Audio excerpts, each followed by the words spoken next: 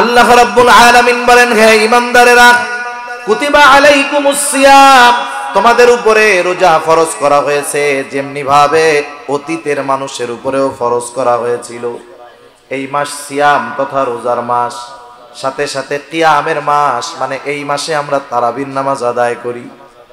এই মাস কত গুরুত্বপূর্ণ মাস! এই মাস হলো কোরআন নাজিলের মাস। আল্লাহ তাআলা বলেন, শাহরু রমাদান আল্লাযী উনজিলা ফীহিল কুরআন হুদাল লিন-নাস ওয়া বাইয়িনাতিন মিনাল হুদা ওয়াল ফুরকান। এই রমাদান মাস হলো কোরআন নাজিলের মাস। আর সেই কোরআন কি? কোরআন হলো পার্থক্য, সত্য মিথ্যার মধ্যে পার্থক্য নির্ণয়কারী। কোরআন হলো ফুরকান। তাহলে এই মাস সিয়াম কিয়ামের মাস, এই মাস কোরআন নাজিলের মাস। শুধু তাই না, এই মাস কত বরকতময় মাস। এই মাসে আল্লাহর নবী বলেন, আসমানের দরজাগুলো খুলে দেওয়া হয়, রহমতের দরজাগুলো খুলে দেওয়া হয়, জান্নাতের দরজাগুলো খুলে দেওয়া হয়, জাহান্নামের দরজাগুলো বন্ধ করে দেওয়া হয়। এই মাসে শয়তানকে শিকলে আবদ্ধ করা হয়। শুধু তাই না, এই মাসে আল্লাহ তাআলা বান্দার গুনাহ মাফ করান সহজে। শুধু তাই না, এই মাসে আমল যদি ছোট করা হয়, প্রতিদান বড় দেওয়া হয়। কত অফারের মাস! এই মাসে আমরা অনেক মানুষ ইবাদত করব, রোজা রাখবো না ইনশাআল্লাহ? আল্লাহর রাসূল সাল্লাল্লাহু আলাইহি ওয়াসাল্লাম রোজার ব্যাপারে কত ফজিলত, রমজান মাসের ফজিলত, রোজার ফজিলত, কত ফজিলত রোজার। রাসূল আকরাম সাল্লাল্লাহু আলাইহি ওয়াসাল্লাম বলেন, আল্লাহ তাআলা বলেছেন, আস-সাওমু লি ওয়া আনা আজজি বি। নবীজি বলেন, আল্লাহ তাআলা বলেন, সওম হলো আমার জন্য, এর প্রতিদান আমি আল্লাহ নিজেই দিব। শুধু তাই না, রাসূলুল্লাহ সাল্লাল্লাহু আলাইহি ওয়াসাল্লাম আরো কত ফজিলতের কথা জানান। আল্লাহর নবী বলেন, ইন্না ফিল জান্নাতি বাবান ইউকালু লাহুর রায়্যান। নবীজি বলেন, জান্নাতের মধ্যে স্পেশাল একটা দরজা আছে, সেই দরজার নাম হলো রায়্যান। এই দরজা দিয়ে অন্য কেউ ঢুকতে পারবে না। এটা রোজাদারদের জন্য স্পেশাল দরজা, রোজাদারদের জন্য স্পেশাল দরজা। ওই কিয়ামতের দিন ওই দরজার মধ্যে ফেরেশতা দাঁড়ায় থাকবে আর ডাকতে থাকবে, আইনাস সাইমুন, কোথায় রোজাদারেরা, আসো। রোজাদারেরা ওই দরজা দিয়ে ঢুকবে, দরজা বন্ধ হয়ে যাবে। রোজাদার ব্যতীত ওই দরজা দিয়ে আর কেউ ঢুকতে পারবে না। রাসূলুল্লাহ সাল্লাল্লাহু আলাইহি ওয়াসাল্লাম সাহাবাদের মজলিসের মধ্যে বসা। একটা সময় রাসূলুল্লাহ সাল্লাল্লাহু আলাইহি ওয়াসাল্লাম উপস্থিত সাহাবাদেরকে উদ্দেশ্য করে বলতেছেন, মান ইয়াখুদু আন্নি হাউলাইল কালিমাত। রাসূলুল্লাহ সাল্লাল্লাহু আলাইহি ওয়াসাল্লাম বললেন, তোমাদের মধ্যে কে আছো আমার থেকে এই কথাগুলাকে গ্রহণ করবা, কথাগুলো নিবা, কথাগুলো শুনবা। শর্ত হলো, মাইয়া আমালু বিহিন্না আও ইউআল্লিমু মাইয়া আমালু বিহিন্না। শর্ত হলো, এই কথাগুলা শুনে নিজে আমল করবে এবং যারা আমল করতে চায় তাদেরকেও শিখায়া দিবে। রাসূল সাল্লাল্লাহু আলাইহি ওয়াসাল্লাম এই কথা বললেন, তোমাদের মধ্যে কে আছো আমার থেকে কিছু কথা শুনবে, শোনার পর নিজে আমল করবে, আবার যারা আমল করতে চায় তাদেরকেও শিখায়া দিবে। ওই মজলিসের মধ্যে উপস্থিত ছিলেন হযরত আবু হুরায়রা রাদিয়াল্লাহু তাআলা আন। রাসূলুল্লাহ সাল্লাল্লাহু আলাইহি ওয়াসাল্লামের থেকে সবচাইতে বেশি হাদিস যিনি বর্ণনা করেছেন তার নাম হলো হযরত আবু হুরায়রা রাদিয়াল্লাহু তাআলা আন। আল্লাহর নবীর সংস্পর্শে, আল্লাহর নবীর কাছে সে অবস্থান করেছে মাত্র 3 বছর। এই 3 বছর নবীজির সাহচর্যে থেকে, নবীজির কাছে থেকে হাদিস বর্ণনাকারী সাহাবীদের মধ্যে 1 নম্বরে সবচাইতে বেশি হাদিস বর্ণনাকারী হয়ে গেছে আবু হুরায়রা। সে সব সময় রাসূল সাল্লাল্লাহু আলাইহি ওয়াসাল্লামের কাছে থাকতো। কত কষ্ট, খাবারের কষ্ট, ঘুমের কষ্ট, এরপরেও সব সময় নবীজির কাছে কাছে উনি থাকতেন। আল্লাহর রাসূল এই কথাগুলা বলার সাথে সাথে হযরত আবু হুরায়রা রাদিয়াল্লাহু তাআলা আনহু বললেন, আমি বললাম, ইয়া রাসূলুল্লাহ, আমি আছি।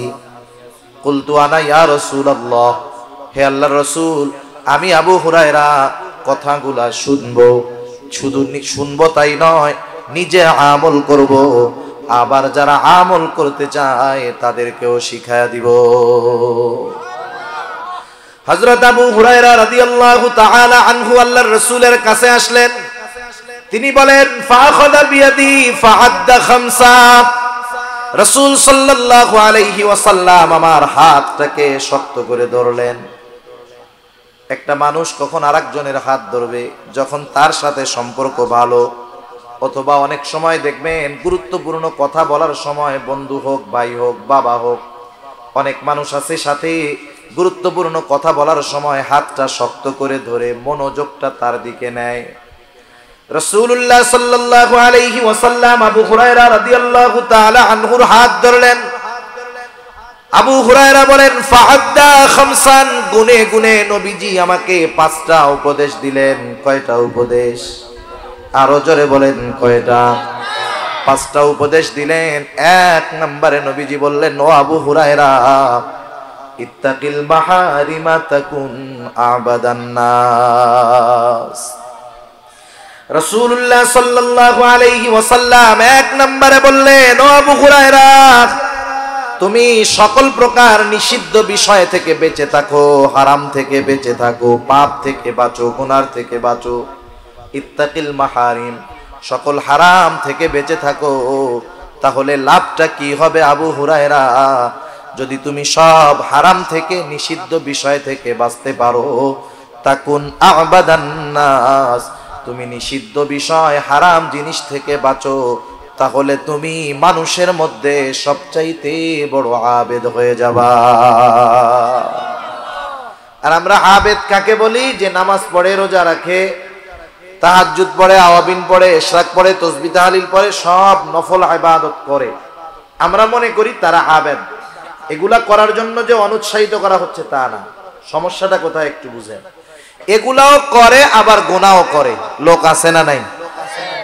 মনে করেন এমন মানুষ হয়তো আপনাদের এলাকায়ও থাকতে পারে, আমাদের এলাকায়ও আছে, নিজে 5 ওয়াক্ত নামাজ যথা সময়ে পড়ে, কোনো নফল নামাজ বাদ যায় না, নফল রোজাগুলা বাদ যায় না, প্রতি সোম বৃহস্পতিবার রোজা রাখে, আইয়াম বিদের নফল রোজাগুলা রাখে, আবার হজও করেছে, তাসবিহ তাহলিল সব সময় পাঠ করে, সে পরিপূর্ণ ইবাদতের মধ্যে থাকে, কিন্তু তার স্ত্রী, তার কন্যা পর্দা করে না। এমন ইবাদতওয়ালা লোক আছে না নাই?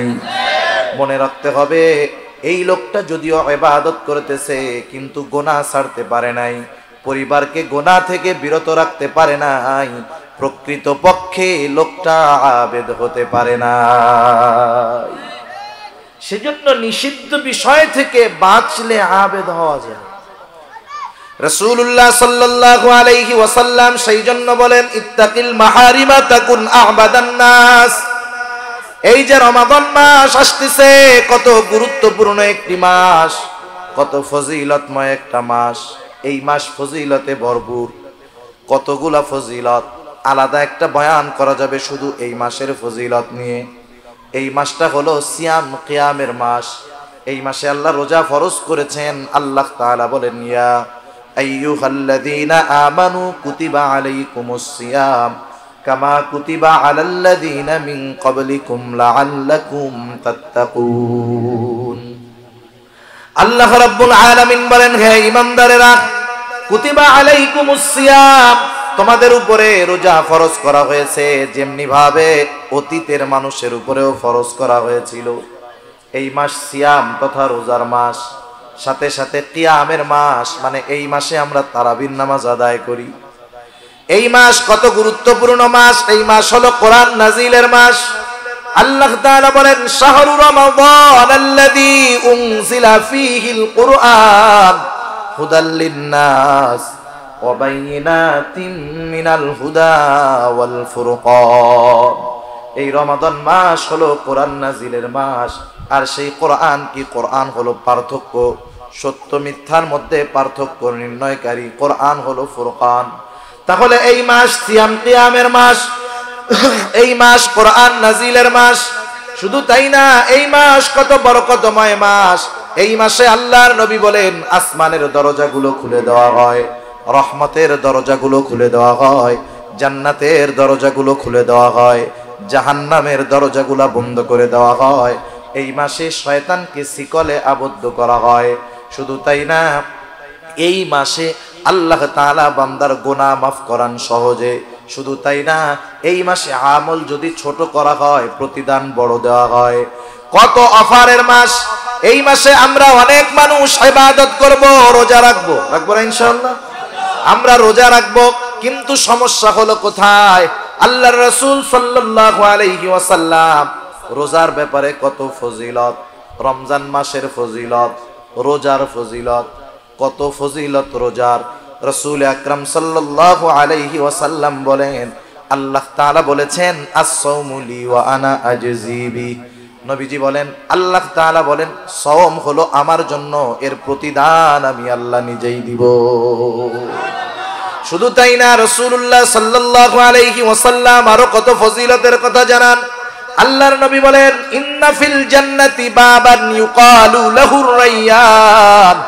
নবীজি বলেন, জান্নাতের মধ্যে স্পেশাল একটা দরজা আছে, সেই দরজার নাম হলো রায়্যান। এই দরজা দিয়ে অন্য কেউ ঢুকতে পারবে না। এটা রোজাদারদের জন্য স্পেশাল দরজা, রোজাদারদের জন্য স্পেশাল দরজা। ওই কিয়ামতের দিন ওই দরজার মধ্যে ফেরেশতা দাঁড়ায় থাকবে আর ডাকতে থাকবে, আইনাস সাইমুন, কোথায় রোজাদারেরা আসো।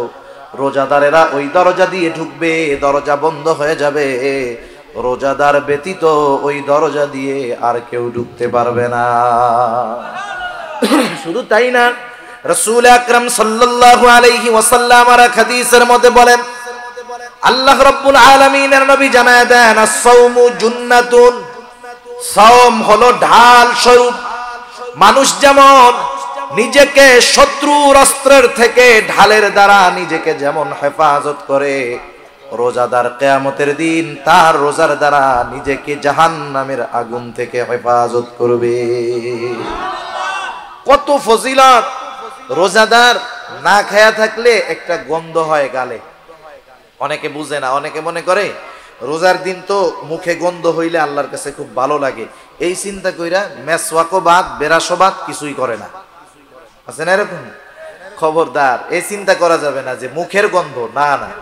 সারাদিন না খাইলে পাকস্থলী যখন শুকনা থাকে, খালি হয়ে যায়, একটা গন্ধ সৃষ্টি হয়, দাঁত না মাজার কারণে ওই গন্ধটা না।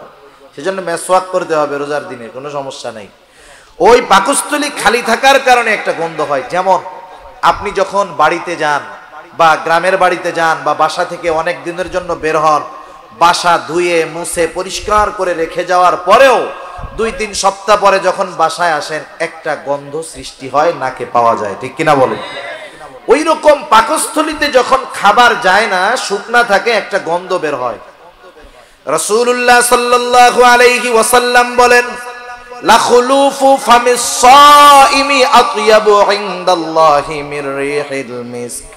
নবীজি বলেন, রোজাদার রোজা রাখার কারণে, না খাওয়ার কারণে যেই গন্ধ হয়, মুখের মধ্যে যেই গন্ধ সৃষ্টি হয়, নবীজি বলেন ওই গন্ধটা আল্লাহ তাআলার কাছে মিশক আম্বরের চাইতেও বেশি প্রিয়। লা খুলুফু ফামিস সাইমি আতয়াবু ইনদাল্লাহি মির রিহিল মিস্ক। রোজার আরো আরো ফজিলত আছে, অভাব নাই ফজিলতের। এই যে রোজাটা যে আমরা রাখবো, সমস্যা হলো কি জানেন? আমরা রোজাটাকে মনে করি যে রোজা না খায়া থাকার নাম। সেহরি খাইলাম, সারাদিন যা খুশি করলাম, খালি খাইলে আর পান না করলে হলো, আর ইফতারির সময় ইফতার করলাম, আমি রোজাদার না। সওম, সওম আরবি, রোজা ফার্সি। আর সওম শব্দের অর্থ হলো আল ইমসাকু আনিশ শাই, কিছু জিনিস থেকে বিরত থাকা, খাওয়া, স্ত্রীর কাছে যাওয়া, পান করা, এগুলা থেকে বিরত থাকা। সাথে সাথে আরো কিছু বিষয় থেকে বিরত থাকতে হবে। নবীজি এক হাদিসের মধ্যে বলেন, কারো রোজা হয় শুধু না খেয়ে থাকার নামান্তর। তারা সারাটা দিন না খেয়ে থাকে, এটাই হয়, বাকি কিছু হয় না। কারণ কি? কারণ ওই আল্লাহর বান্দা না খেয়ে আছে, রোজাও আছে, আবার মিথ্যা কথা বলতেছে, গুনাহ করতেছে, চোখের গুনাহ করতেছে, হাতের গুনাহ করতেছে, জবানের গুনাহ করতেছে, অন্যর হক নষ্ট করতেছে, রোজার মধ্যে সময় কাটে না, মোবাইলে গেমস খেলা কাটাইতেছে, সিনেমা দেখে সময় কাটাইতেছে। আল্লাহর কসম, যার রোজাটা হবে সাথে গুনাহও থাকবে, তার রোজা তাকে জাহান্নামের আগুন থেকে বাঁচাবে না। তার রোজা তাকে জাহান্নামের আগুন থেকে বাঁচাতে পারবে না। এজন্য নবীজি বলেন, কারো রোজা হয় না খেয়ে থাকার নামান্তর, এর দ্বারা কোন মতে ফরজ আদায় হয়ে যায়, কিন্তু এক্সট্রা ফজিলত পাওয়া যায় না। মনে করেন 100-র মধ্যে 33 পাইলে পাস। কত পাইলে পাস? 33 পাইলে পাস। একজন 100-তে পাইছে 33, আর একজন পাইছে 100-তে 90। দুইজনেরই প্রাথমিক ফলাফল পাস, দুজনেরটাই কি পাস। একজন কোনো মতে পাস, আর একজন ভালো মতো পাস। একজন কোনো মতে পাস, আর একজন ভালো মতো পাস। বলেন তো, কোনো মতো পাস নিয়ে, মোটামুটি ফেলের পরে কোনো মতে পাস নিয়ে কোনো ভার্সিটিতে অ্যাডমিশন নেওয়া যাবে? ফর্মই তো তোলা যাবে না। এই বেটাও পাস, সেজন্য যে গোল্ডেন এ প্লাস পেয়েছে ও সারা বাংলাদেশের যে কোনো ভার্সিটির ফর্ম উঠাতে পারবে, যে কোনো জায়গায় অ্যাপ্লাই করতে পারবে, ভর্তি পরীক্ষা দিতে পারবে। কিন্তু যে কোনো মতে পাস, সে কোনো মতে ঠেলা ঠুইলা মান সম্মান বাঁচাইছে, এই আর কি। এই পাশের দ্বারা চাকরি, ভালো জায়গায় ভর্তি, এটা অসম্ভব। ঠিক কিনা বলুন? ওই রকম ভাবে যে না খায়া থাকে, তারটা কোনো মতে রোজা হয়, কিন্তু ওই রোজার দ্বারা আল্লাহর থেকে প্রতিদান পাওয়া যায় না, জাহান্নামের আগুন থেকে ওই রোজা তাকে রক্ষা করতে পারে না। এজন্য যেহেতু আমরা কষ্ট করে রোজা রাখবো, রাতের বেলা তারাবি আদায় করব, আমরা প্রত্যেকেই সচেষ্ট থাকব। আমার না খেয়ে থাকা হবে একটা রোজা, আর সারাদিন গুনাহ, অপরাধ, অন্যায় থেকে বাঁচার মাধ্যমে হবে আর একটা রোজা। সেজন্য আমরা বিরত রাখবো নিজেদের জবান, চোখ, সকল প্রকার গান, বাদ্য, গুনাহ থেকে। ওই সময় তো করবোই, সব সময়ের জন্য সবগুলা ছাড়বো, কিন্তু ওই সময়ের জন্য স্পেশাল ভাবে ত্যাগ করার অভ্যাস করব। কারণ কি? কারণ রোজা আমাদেরকে আত্মসংযমের শিক্ষা দিবে, রোজা আমাদেরকে গুনাহমুক্ত জিন্দেগি গঠনের শিক্ষা দিবে। ওই কথাই নবীজি বলতেছেন, ও আবু হুরায়রা, ইবাদত করে কেউ আবেদ হতে পারে না যদি সাথে সে গুনাহ করে। তুমি ইবাদত করবা, গুনাহগুলো আগে ছাড়ো। তুমি গুনাহ ছাড়ো, অল্প ইবাদত করলেও, দুনিয়ার মানুষ আবেদ না বললেও আল্লাহর দরবারে তুমি আবেদ বলে গৃহীত হয়ে যাবা। সুবহান। সেজন্য নবীও বলেন, আল্লাহ তাআলা বেশি ইবাদত চায় না। রাসূল আকরাম সাল্লাল্লাহু আলাইহি ওয়াসাল্লাম বলেন, আখলিস দীনাকা ইয়াকফিকাল আমালুল কলিল। তোমার ঈমান খাঁটি করো, অল্প আমল নাজাতের জন্য যথেষ্ট হয়ে যাবে। সেজন্য গুনাহমুক্ত আমল যদি হয়, গুনাহমুক্ত জিন্দেগি যদি হয়, গুনাহমুক্ত জিন্দেগি গঠনের অভ্যাস যদি হয়ে যায়, পাপ মুক্ত জিন্দেগি যদি আমরা গঠন করতে পারি, আমরা আমল অল্প করলেও আল্লাহর দরবারে আবেদ বলে স্বীকৃতি হয়ে যায়। সেজন্য গুনাহমুক্ত ইবাদত হবে, গুনাহ ছাড়তে হবে, অপরাধ ছাড়তে হবে, হারাম থেকে বেঁচে থাকতে হবে, গুনাহ ছাড়ার প্রতিজ্ঞা করতে হবে। কারণ অনেক মানুষ আছে, একটা গুনাহ ছেড়ে তাওবা নসিব হয়েছে, আল্লাহর জান্নাতের বাসিন্দা হয়ে গেছে, আছে না নাই? সেজন্য আমরা জীবনের প্রত্যেকটা কাজ যদি শেষ কাজ মনে করে করি, তাহলে গুনাহমুক্ত জিন্দেগি গঠন করা সহজ। আরে গুনাহ ছেড়ে নেকের কাজ করে নাই, গুনাহ ছাড়ছে, তাওবা করছে, ও আল্লাহর দরবারে প্রিয় বান্দা হয়ে আল্লাহর দরবারে হাজির হয়েছে। সুবহানাল্লাহ। সেজন্য গুনাহ ছাড়ার দরকার, পাপ মুক্ত জিন্দেগি দরকার। রাসূলুল্লাহ সাল্লাল্লাহু আলাইহি ওয়াসাল্লাম সাহাবাদের সামনে বনি ইসরাইলের এক জালেমের ঘটনা বারবার বর্ণনা করে শোনাইছেন। রাসূলুল্লাহ সাল্লাল্লাহু আলাইহি ওয়াসাল্লাম বলেন, অতীতকালে বনি ইসরাইলের মধ্যে একজন জালেম ছিল। জালেম, সেই জালেমের নাম হলো কিফিল। হাদিসের মধ্যে আসছে কাফালাম, কিফিল হলো তার নাম। এই লোকটার ব্যাপারে নবীজি বলেন, এমন কোন গুনাহ নাই যেটা কিফিল করে নাই, এমন কোন গুনাহ নাই যেটা কিফিল করে নাই। রাসূল আকরাম সাল্লাল্লাহু আলাইহি ওয়াসাল্লাম বলেন, একদিন ওই জালেম কিফিলের কাছে একটা লোক আসছে, একটা মহিলা আসছে কিছু টাকা নেওয়ার জন্য। মহিলা জালেম কিফিলের কাছে এসে বলে, ও কিফিল, আমি অভাবে পড়েছি, কষ্টে আছি, কিফিল আমাকে কিছু সহযোগিতা করো, আমাকে কিছু টাকা ধার দাও। জালেম কিফিল মানুষকে টাকা ধার দিত না, তার অভ্যাস ছিল সে মানুষকে সুদে টাকা দিত। আছে না নাই সুদখোর? কতজন রোজার মাসে সেহরি ইফতারি ঘাপায়া খাবে, কিন্তু টাকা ঘুষের সুদের। আছে না? একবারে সামনে ডালি ভরা ইফতারি, সেহরির অভাব নাই, কিন্তু টাকা হারাম। হায় হায়, এই হারাম খাইয়া হারাম পইরা ইবাদতই তো কবুল হবে না, ঠিক না? জালেম কিফিল বলে আমি কাউকে টাকা ধার দেই না, আমার থেকে টাকা নাও, সুদে নিতে হবে। মহিলা অভাবে পড়ে গেছে, তো হওয়ার ওয়াদা দাও। হাদিসের মধ্যে আসছে কাদাল ফাকিরু আইয়াকুনা কুফরা, দারিদ্রতা মানুষকে কুফরি পর্যন্ত পৌঁছায়া দেয়। আপনার আমার আশেপাশে অনেক মানুষ আছে অপরাধের সাথে সম্পৃক্ত, নারী হোক পুরুষ হোক। কেউ চুরি করে, কেউ অন্যান্য অনেক অপরাধের পথে আছে, অর্থ উপার্জনের জন্য ওই অবৈধ পন্থা অবলম্বন করে।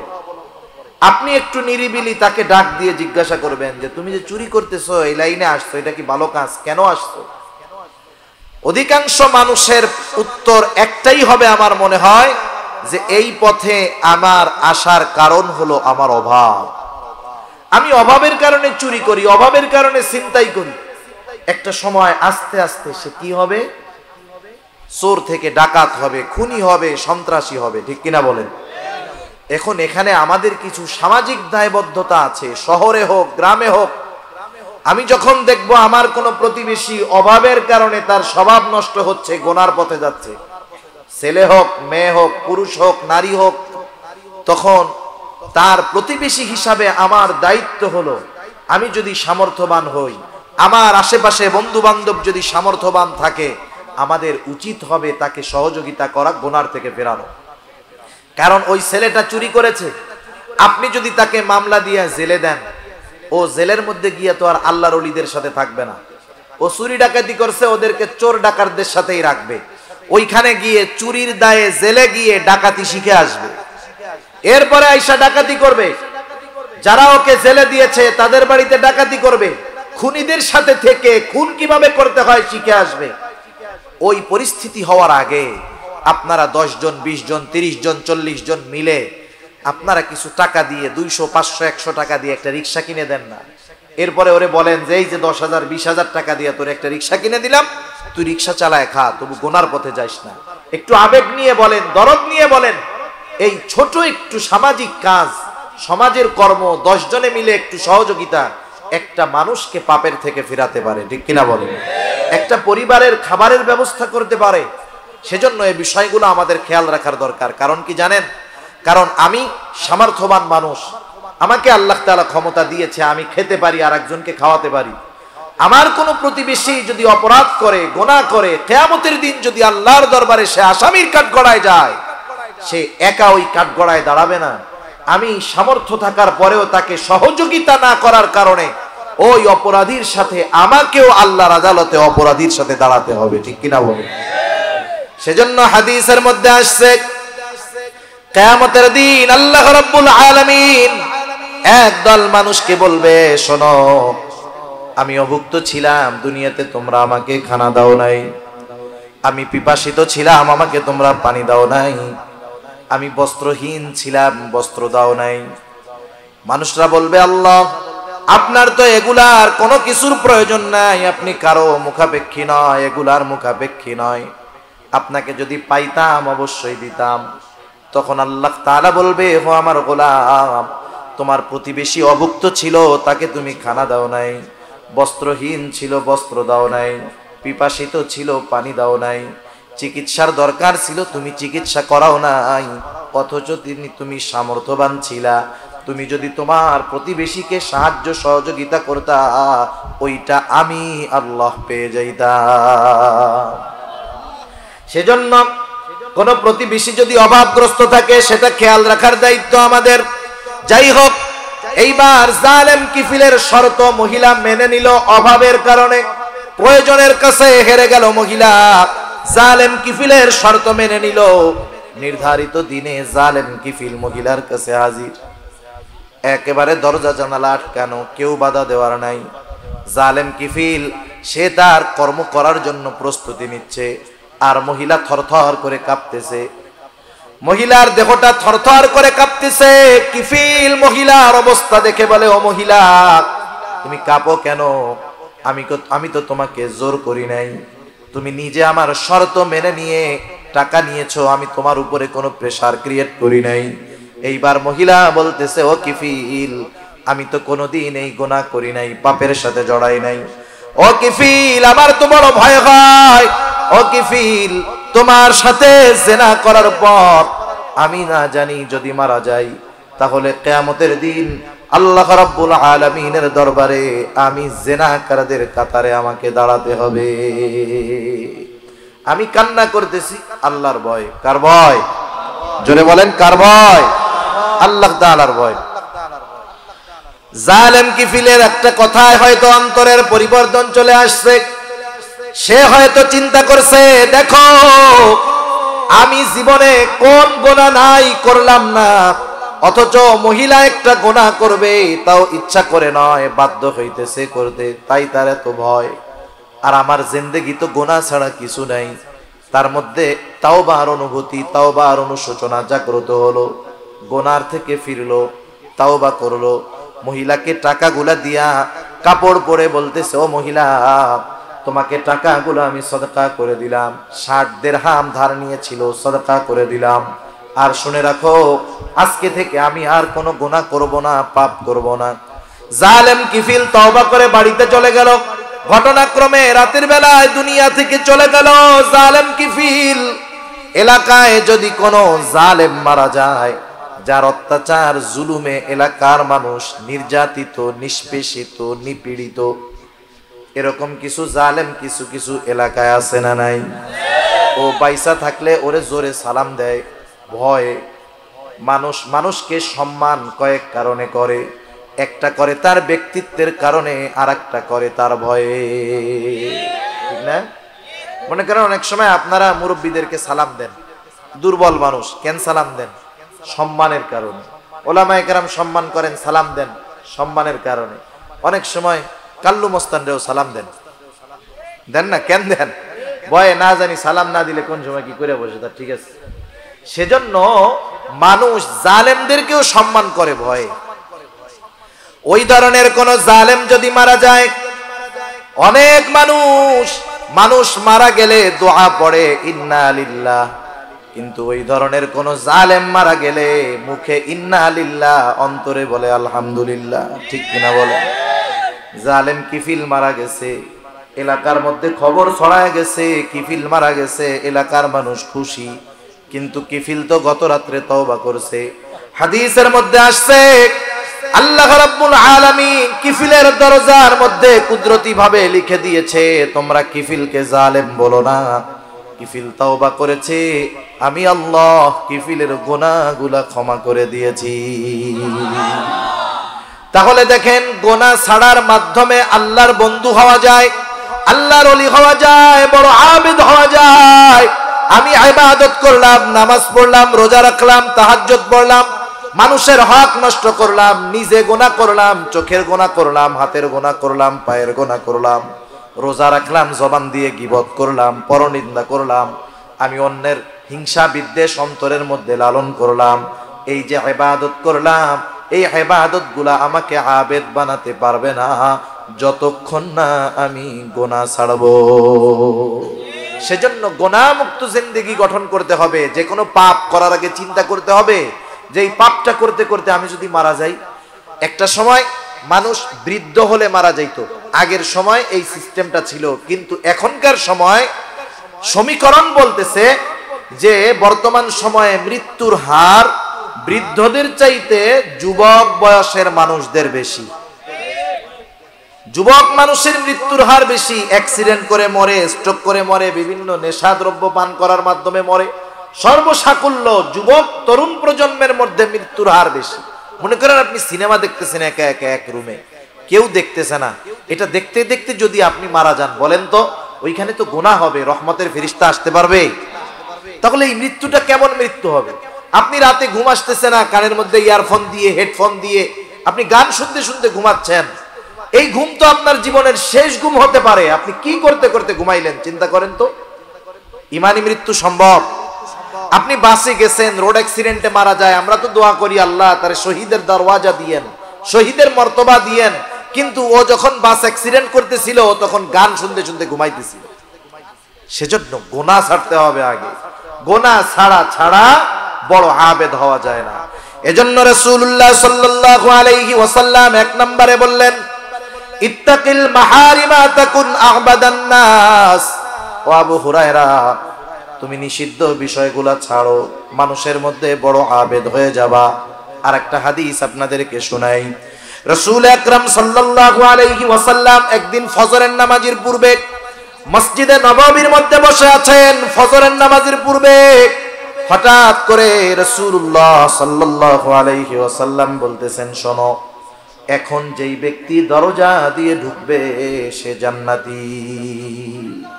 নবীজি ঘোষণা দিলেন, এখন যেই ব্যক্তি দরজা দিয়ে ঢুকবে সে জান্নাতি। এই ঘোষণা দেওয়ার সাথে সাথে সবার নজর দরজার দিকে, কোন আল্লাহর বান্দা ঢুকতেছে। সবাই দরজার দিকে তাকায় দেখলো একজন লোক ঢুকছে। যেই লোকটার অজুর পানি দাড়ি বেয়ে বেয়ে পড়তেছে আর বাম হাতের মধ্যে তার জুতা। এই লোকটা মসজিদের দরজা দিয়ে ঢুকলো। প্রথম দিন গেল, দ্বিতীয় দিন আবার রাসূলুল্লাহ সাল্লাল্লাহু আলাইহি ওয়াসাল্লাম বলতেছেন ফজরের নামাজের পূর্বে, এখন যেই ব্যক্তি দরজা দিয়ে ঢুকবে সে জান্নাতি। সবার নজর দরজার দিকে। দেখা গেল গতদিন যেই লোকটা যেই অবস্থায় ঢুকছিল আজকেও সে ঢুকছে।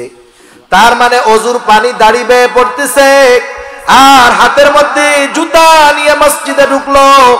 2 দিন চলে গেল। তৃতীয় দিন ফজরের নামাজের পূর্বে আবার রাসূলুল্লাহ সাল্লাল্লাহু আলাইহি ওয়াসাল্লাম বলেন, শোনো, এখন যেই ব্যক্তি দরজা দিয়ে ঢুকবে সে জান্নাতি। আবার তাকায় দেখে সবাই গত 2 দিন যে ঢুকছে আজকেও সে। এক লোকের ব্যাপারে নবীজির ঘোষণা পরপর 3 দিন যে লোকটা জান্নাতি, এই লোকটা যে জান্নাতি কোনো সন্দেহ আছে? কোনো সন্দেহ নেই। একজন সাহাবী, তার নাম হলো আব্দুল্লাহ ইবনে আমর ইবনুল আস রাদিয়াল্লাহু তাআলা। উনি চিন্তা করতেছেন এই লোকটার ব্যাপারে পরপর নবীজি 3 দিন জান্নাতি হওয়ার ঘোষণা দিল, ও যে জান্নাতি কোনো সন্দেহ নেই, কিন্তু ওর ব্যাপারে এমন ঘোষণা আসার কারণটা কি? আব্দুল্লাহ ইবনে আমর ইবনুল আস চিন্তা করলেন ওর বাড়িতে যাইতে হবে, থাকতে হবে, দেখতে হবে।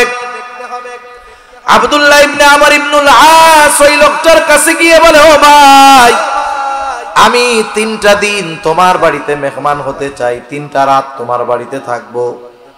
আমার খাবার টাবার কোনো কিছুর দরকার নাই, শুধু আমি 3টা রাত এশা থেকে ফজর তোমার বাড়িতে অবস্থান করব।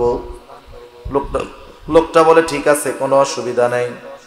এইবার এশার নামাজ পড়ে 2 জন একসাথে বাড়িতে চলে গেল। স্বাভাবিক আল্লাহওয়ালা বুজুর্গ যারা, বড় আবেদ যারা, তারা রাতের নিরিবিলি সময়টাকে আল্লাহ তাআলাকে বেশি ডাকে, ঠিক কিনা বলেন? এইবার ওই লোকটা অপেক্ষা করতেছে, আব্দুল্লাহ ইবনে আমর ইবনুল আস অপেক্ষা করতেছে যে লোকটা কখন ঘুম থেকে উঠবে আর তার স্পেশাল আমলগুলা শুরু করে দিবে। অপেক্ষায় আছে, সারা রাত জেগে থাকলো আব্দুল্লাহ ইবনে আমর ইবনুল আস, কিন্তু লোকটার ঘুম থেকে উঠার নামে কোনো খবর নাই। ফজরের আজান দিল আর ঘুম থেকে উঠলো। প্রথম দিন সারা রাত জেগে থাকলো কিন্তু কোনো আমল দেখলো না। দ্বিতীয় দিন রাত আবার চিন্তা করতেছে আজকে বুঝি কিছু আমল করতে পারে, হয়তো গতকাল কোনো কারণে ঘুম থেকে উঠতে পারে নাই। আবার সারা রাত সজাগ, এশার নামাজ পড়ে ঘুমায়, ফজরের নামাজে উঠে চিন্তা করলো 2টা দিন চলে গেল, রাতে তো ঘুম থেকেই উঠলো না। এইবার তৃতীয় দিন অপেক্ষমান, সারা রাত সজাগ, আল্লাহর বান্দা আজকেও এশার নামাজ পড়ে ঘুমায়। এশার আজান না ফজরের আজান দিল আর ঘুম থেকে উঠলো। 3 দিন সারা রাত জায়গা থেকে দেখলো কোনো আমল নাই। কি করলো সারা রাত? কিছুই না, খালি ঘুমাইছে। আব্দুল্লাহ ইবনে আমর ইবনুল আস রাদিয়াল্লাহু তাআলা আনহু উনার কৌতূহল আর দমন করে রাখতে পারেন নাই। এইবার লোকটাকে জিজ্ঞাসা করতেছে, ও ভাই, আমি পরপর 3টা রাত তোমার বাড়িতে অবস্থান করার কারণ হলো আল্লাহর নবী, আমি তোমার বাড়িতে যেই 3 দিন অবস্থান করলাম তার আগের 3টা দিন ফজরের নামাজের পূর্বে তোমার ব্যাপারে জান্নাতি হওয়ার ঘোষণা দিয়েছেন। আমি একটু দেখতে চেয়েছিলাম তুমি কোন স্পেশাল আমল করো যার কারণে আল্লাহর নবী তোমার ব্যাপারে জান্নাতের সুসংবাদ দিয়ে দিলেন। এই স্পেশাল আমলটা দেখার জন্য আসলাম, কিন্তু তুমি তো এশার নামাজ পড়ে ঘুমাও আর ফজরের আজান দিলে উঠো, কারণটা কি?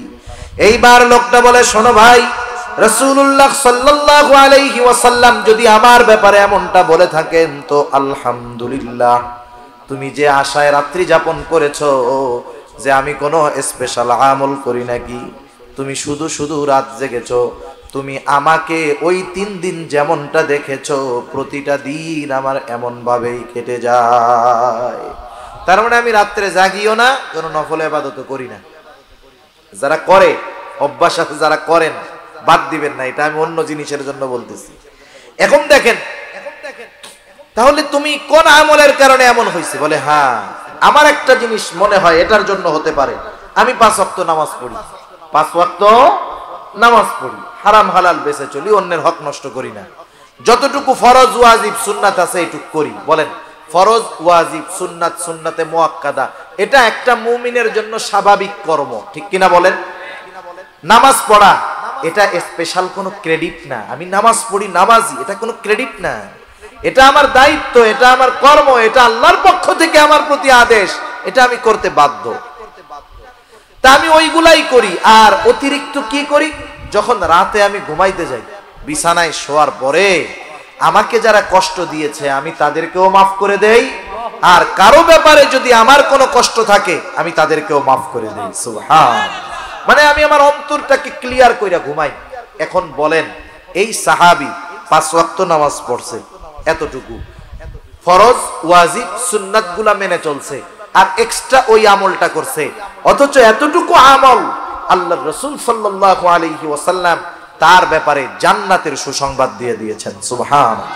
এজন্য আমি আপনাদেরকে বলতে চাই যে কথা, যে অনেক ইবাদত করার কথা আমি আপনাদের বলবো না, আমি অনুরোধ করব গুনাহ ছাড়েন, আর ফরজ ওয়াজিব সুন্নাতে মুআক্কাদা এতটুকুর মধ্যে জীবনটাকে আনেন। আল্লাহর রাসূলের কথা অনুযায়ী তাকুন আ'বাদান নাস, মানুষের মধ্যে সবচাইতে বড় আবেদ হয়ে যাওয়া যাবে, ঠিক কিনা বলেন? আরে আবেদ দুনিয়ার মানুষ সার্টিফিকেট দিলে তো হবে না। দুনিয়ার মানুষ আপনারে আমারে আল্লাহর ওলি বুজুর্গ যা বলে বলুক, এই বুজুর্গি মরার পরে আছে কিনা, আল্লাহর দরবারে আছে কিনা, এটা হলো মূল, ঠিক কিনা বলেন? সেজন্য নবীজির 1 নাম্বার নসিহত, হারাম ছাড়ো, গুনাহ ছাড়ো, মানুষের মধ্যে সবচাইতে বড় আবেদ হয়ে যাবা। 2 নাম্বার নবীজি বলেন, ওয়া আরদা বিমা কসামাল্লাহু লাক তাকুন আগনান নাস। নবীজি বলেন, আল্লাহ তাআলা তোমার জন্য যতটুকু নির্ধারণ করে রাখছে, আল্লাহ তাআলা তোমার জন্য যতটুকু নির্ধারণ করে রাখছে ওইটুকুর উপরে তুমি সন্তুষ্ট থাকো। তার মানে এখানে স্বল্পে তুষ্টর শিক্ষা আমাদেরকে দেওয়া হচ্ছে। দেখবেন সমাজে অনেক মানুষ আছে, তার অঢেল টাকা নাই, বড় গাড়ি নাই, বাড়ি নাই, খুব কষ্টের মধ্যে জীবন যাপন করে, 3 বেলা কোনো মতে খায়, আলহামদুলিল্লাহ কোনো মতে একটা ঘরের মধ্যে থাকে। আপনি তাকে জিজ্ঞাসা করবেন, জিজ্ঞাসা করার সাথে সাথে লোকটা বলবে, আলহামদুলিল্লাহ, আল্লাহ তাআলা আমাকে ভালো রাখছে। সে যে অবস্থায় আছে ওই অবস্থার উপরে সে সন্তুষ্ট, আল্লাহর দরবারে শুকরিয়া আদায় করতেছে। আরেকজন গাড়ি বাড়ি অভাব নাই, অনেক মিল ফ্যাক্টরি, আপনি তারে জিজ্ঞাসা করবেন কেমন আছে, ও মাথায় হাত দিয়ে বলবে, ভাই কি যে টেনশনে আছি জানেন না, এই 5টা 6টা ফ্যাক্টরি নিয়ে, ওই ব্যাংকের লোন, এই ব্যাংকের ঋণ, এইটার কাজ ওইটার কাজ, এর ঠেলায় আমার ঘুমই হয় না ভাই। এখন বলেন, এই লোকটার এত পেরেশানি চিন্তা কেন? কারণ ওর চাহিদা এখনো পূরণ হয় নাই, ঠিক কিনা বলেন? আর ওই লোকটার টেনশন নাই কেন? আল্লাহ যেটুক দিয়েছে সেটুকুর উপরে সে সন্তুষ্ট আছে। এজন্য মুমিনের অন্যতম একটি অভ্যাস হলো স্বল্পে তুষ্টতা, যতটুকু সে পাইছে ততটুকুতে সন্তুষ্ট। এজন্য দেখেন, আমরা আমাদের ঈমানের ভিত্তিগুলোর মধ্যে একটা ভিত্তি হলো ওয়াল কদরি খাইরিহি ওয়া শাররিহি মিনাল্লাহি তাআলা, তাকদীরের ভালো মন্দ, মানে আমার গোটা জিন্দেগীর সব কল্যাণ অকল্যাণ, লাভ লোকসান সব কার তরফ থেকে হয়? আল্লাহর তরফ থেকে হয়। যেই মানুষগুলা তাকদীরের উপরে যথাযথ বিশ্বাস রাখে, তাকদীর একটি রহস্যময় জিনিস। সব কিছুর তালা চাবি খুলতে যাইতে হয় না। সব কিছু বোধগম্যতা হওয়ার যোগ্যতা মানুষকে আল্লাহ তাআলা দেন নাই। যদি মানুষ সব কিছুই বুঝতো আর বুঝে ঈমান আনতো, তাইলে ঈমান বিল গায়েবের কোনো দাম থাকতো না। ঠিক কিনা বলেন? আমরা আল্লাহকে না দেখে ঈমান আনছি, জান্নাত না দেখে বিশ্বাস করি, নবীকে দেখি নাই বিশ্বাস করি, ফেরেশতা দেখি নাই বিশ্বাস করি। তো যাই হোক, তাকদীর দেখা যায় না বিশ্বাস করি। এজন্য যেই মানুষগুলা তাকদীর বিশ্বাস করে, আপনি যারা তাকদীর বিশ্বাস করে, তারা কোনো সময় টেনশন, ডিপ্রেশন, চিন্তায় ভোগে না। ইদানিংকালে আপনারা যারা খবরাখবর দেখেন, অনেকে শুনতেছেন, দেখতেছেন, আত্মহত্যার প্রবণতা এখন একটু বেশি বাড়ছে। শুধু তাই না, কেউ লাইভে আইসা আত্মহত্যা করতেছে, কেউ লাইভে আইসা নিজের গায়ে আগুন ধরায়া দিচ্ছে, কেউ পিস্তল দিয়ে মাথার খুলি গুলি মেরে খুলি ফালায়া দিচ্ছে, কেউ গলায় দড়ি নিয়ে মরতেছে, হরেক রকম পদ্ধতিতে আত্মহত্যা করতেছে। কেউ লাইভে আইসা ছাদ থেকে লাফ দিয়ে আত্মহত্যা করতেছে। আত্মহত্যা মানুষ কেন করে? ডিপ্রেশন, চিন্তা থেকে করে। ঠিক কিনা বলেন? এখন তাদের চিন্তাগুলা ভালো না মন্দ আমি সেটা জানি না, সেটা তাদের ব্যাপার। কিন্তু তাকদীরে যারা বিশ্বাস করে, এরা কোনো সময় ডিপ্রেশনে ভুগতে পারে না। মনে করেন আপনি একটা কাজের জন্য চেষ্টা করলেন, বান্দা চেষ্টা করতে পারে, কিন্তু গন্তব্যে পৌঁছানোর তৌফিক দেয় কে? যেমন যারা তাকদীরে বিশ্বাস করে, তারা যখন কোনো চেষ্টা করে, ব্যবসায় হোক, চাকরি হোক, পড়াশোনা হোক, তারা তাদের সর্বোচ্চ চেষ্টার পরে যখন ওই কাজটা সফল হয় না, তখন কি বলে? আমি আমার চেষ্টা করেছি, কিন্তু আল্লাহ তাকদীরে লেখেন নাই। ঠিক কিনা বলেন? এতটুকুর দ্বারা সে তার সব চিন্তা, পেরেশানি, টেনশন দূর করে ফেলতে পারে। কিন্তু যারা তাকদীর অবিশ্বাস করে, যারা বলে চেষ্টাই সবকিছুর মূল, মেহনতই সবকিছুর মূল, তাকদীর কোনো কিছু নাই, আমার চেষ্টাই আমাকে সফলতায় পৌঁছায়া দিবে, এখন ওই লোকটা যখন চেষ্টা করতে করতে সফল হবে না, মূলত তার তাকদীরে নাই, সে তো তাকদীর বিশ্বাস করে না। ও যখন সফল হবে না, ও টেনশনে পড়ে যাবে। ঠিক কিনা বলেন? তখন কি করবে? ওই যে লাইভে আইসা পিস্তল দিয়ে মাথায় গুলি করবে, এইটা করবে, সেটা করবে। এই কেন হয়? এটা হওয়ার অন্যতম একটি কারণ তাকদীর অবিশ্বাস এবং স্বল্পে তুষ্ট না হতে পারা। স্বল্পে তুষ্ট না হতে পারা। যার চাহিদা নাই সে হলো ধনী। মূলত ধনী কাকে বলে? যার চাহিদা নাই তাকে ধনী বলে। আল্লাহ যা দিছে আমার যথেষ্ট, তার মানে কি? চাহিদা নাই, ওই লোকটা ধনী। এজন্য নবী বলেন, টাকা পয়সা যার আছে, সম্পদ গাড়ি বাড়ি যার আছে, সে ধনী হতে পারে না। কে ধনী? রাসূলুল্লাহ সাল্লাল্লাহু আলাইহি ওয়াসাল্লাম বলেন, আল গিনা গিনান নাফস। নবীজি বলেন, আত্মার ধনী, অন্তরের ধনী হলো প্রকৃত ধনী। যার চাহিদা আছে সে ধনী হতে পারে না। তার ধন সম্পদ তাকে ধনী বানাতে পারে না, কারণ চাহিদা যার বেশি সে ধনী হতে পারে না। এজন্য স্বল্পে তুষ্ট হওয়ার দরকার। আর আমার জন্য কতটুকু বরাদ্দ আছে, আমার রিজিক কতটুকু, আমার গাড়ি কতটুকু, আমার বাড়ি কতটুকু, আমার সম্মান কতটুকু হবে, আমি কতটুকু চেষ্টা করব, সব কিছু নির্ধারণ করে রাখছে কে? আমার দায়িত্ব চেষ্টা করা বৈধ পন্থায়, আল্লাহ দিলেও খুশি, না দিলেও খুশি। যতটুকু আমি পাবো বুঝতে হবে ওটা আল্লাহর তরফ থেকে আমার জন্য বরাদ্দ। এজন্য আল্লাহর নবী বলেন, ও আবু হুরায়রা, ওয়া আরদা বিমা কাসামাল্লাহু লাক, তুমি ওইটুকুর উপরেই সন্তুষ্ট থাকো যতটুকু আল্লাহ তাআলা তোমার জন্য নির্ধারিত করেছে। তুমি যদি সন্তুষ্ট থাকতে পারো আবু হুরায়রা, তাকুন আগনান নাস, সন্তুষ্ট থাকো আর মানুষের মধ্যে সবচাইতে বড় ধনী হয়ে যাও। কারণ নবীজি বললেন, আল গিনা গিনান নাফস, অন্তরের ধনী হলো প্রকৃত ধনী। 3 নাম্বার নসিহত রাসূলুল্লাহ সাল্লাল্লাহু আলাইহি ওয়াসাল্লাম বলেন, ওয়া আহসিন ইলা জারিকা তাকুম মুমিনা। রাসূল সাল্লাল্লাহু আলাইহি ওয়াসাল্লাম বলেন, তুমি প্রতিবেশীর সাথে উত্তম আচরণ করো, তাহলে তুমি প্রকৃত মুমিন হয়ে যাবা। ওয়া আহসিন ইলা জারিক তাকুম মুমিনা। গ্রামে হোক আর শহরে হোক, আমাদের প্রতিবেশী কিছু মানুষ থাকে, থাকে কি থাকে না? প্রতিবেশী থাকে। প্রতিবেশীর একটা স্পেশাল হক আছে। প্রতিবেশী যদি অন্য ধর্মেরও হয় তারও একটা হক আছে। মুসলিমও যদি হয় হক আছে, অন্যান্য ধর্মাবলম্বী সে যদি আমার প্রতিবেশী হয় তারও একটা হক আমার উপরে আছে। এক নাম্বার বিষয়, আমি কখনো প্রতিবেশীর কষ্টের কারণ হব না। আমি কখনো প্রতিবেশীর কষ্টের কারণ হব না। শহরের বাড়িতে তো বিশেষ করে পাশাপাশি রুমে অবস্থান করা হয়। আমার রুমে আমি ধুম সেট এক সেটের মধ্যে সাউন্ড দিয়া গান শুনতেছি। কি আছে না এরকম? এমন গান শুনে জমিন সহ এরকম এরকম কাঁপে, জমিনও কাঁপে। প্রতিবেশীর বাচ্চা আছে, বৃদ্ধ মানুষ আছে, অসুস্থ মানুষ আছে, তাদের কষ্ট হইতেছে। আমারে যদি মানা করে উল্পা, আমি আমার ঘরে আমি বাজাই, আওয়াজ গেলে কি করবো? আছে না নাই? খবরদার। প্রতিবেশীর সাথে উত্তম আচরণের প্রথম বিষয় হলো, প্রতিবেশী যে হয় হোক, আমি কখনো প্রতিবেশীর কষ্টের কারণ হব না। আমি কখনো প্রতিবেশীর কষ্টের কারণ হব না, খেয়াল রাখবেন এগুলা। দ্বিতীয়ত, আমাকে যদি কেউ কষ্ট দেয় আমি তারে মাফ করে দিব। আমাকে যদি কেউ কষ্ট দেয় আমি কি করব? মাফ করে দিব। এর দ্বারা আল্লাহ সম্মান বাড়ায় দিবে। এক নম্বরে আমি কষ্টের কারণ হব না, মানে আমি কষ্ট দিব না। দুই নম্বর, আমারে যদি কেউ কষ্ট দেয় আমি তারে মাফ করে দিব। কষ্ট অনেক সময় অনেকে ইচ্ছায় না, অনিচ্ছায়ও দেয়, ঠিক না? গ্রামের বাড়িতে যদি হয় এরকম, মনে করেন গ্রামের বাড়িতে আপনার প্রতিবেশী মুরগি লালন পালন করে, গরু লালন পালন করে, ছাগল লালন পালন করে। গরু, ছাগল, মুরগি এদেরকে কি ওয়াজ করলে কাজ হবে নাকি? আপনার প্রতিবেশী খারাপ, আপনি যদি গরু ছাগলরে ওয়াজ করে বুঝান, ছাগল তোমার ঠ্যাং দুইটা ধরলাম, তোমার পায়ে দুইটা ধরছি, তুমি কিন্তু ওই বাড়ি যাইয়া কিছু কইরো না, ওরা কিন্তু আমার দুশ্মন। ছাগল কানে ঝাড়া দিয়া বলবে যে আমি একটু ওই বাড়ি থেকে ঘুরে আসি, ঠিক কিনা বলেন? এখন দেখেন, আমার প্রতিবেশী ছাগল লালন পালন করতে পারে, আমার প্রতিবেশী মুরগি লালন পালন করতে পারে, আমি করি না। অনেক সময় আমাদের বাসায় বাড়িতে আসে কি আসে না, আমরা কি করি জানেন? লাঠি নিয়ে রেডি থাকি, আউট খালি।